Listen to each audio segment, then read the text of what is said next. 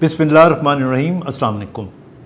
कुछ बच्चे जब पैदा होते हैं तो उनका सर छोटा होता है, और जो छोटे सर वाले बच्चे होते हैं उनको हम माइक्रोसेफेलिक कहते हैं।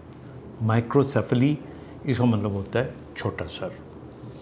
अब ये जो उसका या किसी बच्चे का सर छोटा रह जाता है, इसकी बहुत सारी वजूहत हैं, जिनमें से एक वजह तो ये होती है कि अगर माँ के पेट में उस वक्त कोई ऐसी वायरल इन्फेक्शन हो, ख़ास तौर पे एक वायरस जिसको हम ज़िका वायरस कहते हैं, ये एक कॉज़ होती है जो बाद में डेवलपमेंट नहीं होने देती।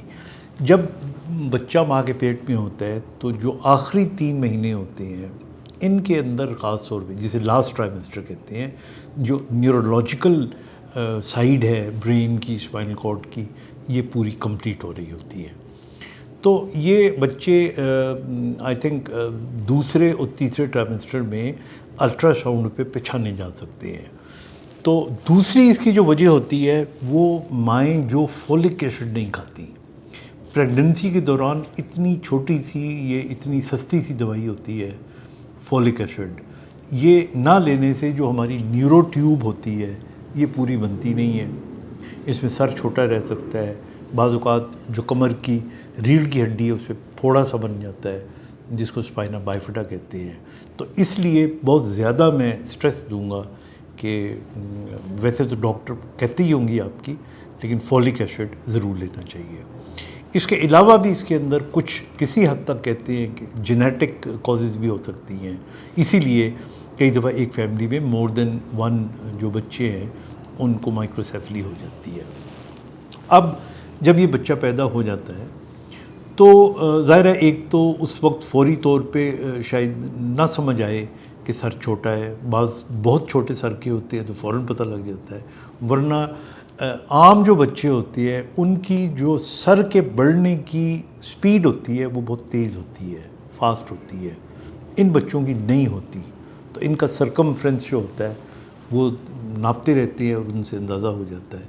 फिर एक और चीज़ होती है कि अगर बच्चे के यहाँ पे तालू जिसको लोग कहते हैं, यहाँ पे अगर आप ज़ोर लगाएं या हल्का सा दबाएं तो ये नरम होता है।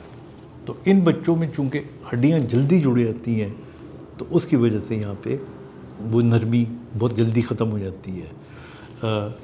अब जब ये बच्चे बड़े होते हैं, यानी 4-6 महीने के होते हैं, तो इनके अंदर जो पहली निशानी हमें नज़र आती है वो ये कि नेक होल्डिंग लेट होती है, बैठना लेट होता है, बाज़ बच्चों में चलना लेट होता है, बाज़ बच्चों में चलना बहुत लेट होता है। तो ये डिलेड माइलस्टोन हो सकते हैं, जिसमें स्पीच भी शामिल है, इंटेलिजेंस भी शामिल है, कुछ बच्चे शार्प भी हो सकते हैं। लेकिन अगर ये माइक्रोसेफेलिक के बच्चे आएँ तो इस वक्त 2 ही ऑप्शंस होते हैं। एक ऑप्शन होता है कि इनकी बाज़ रेकमेंड करते हैं न्यूरोसर्जन्स के क्रेनियोटॉमी कर दी जाए, ताकि सर को वो जो जल्दी जुड़ रहा है उसको देर से जुड़ना दिया जाए ताकि ब्रेन ग्रो करे।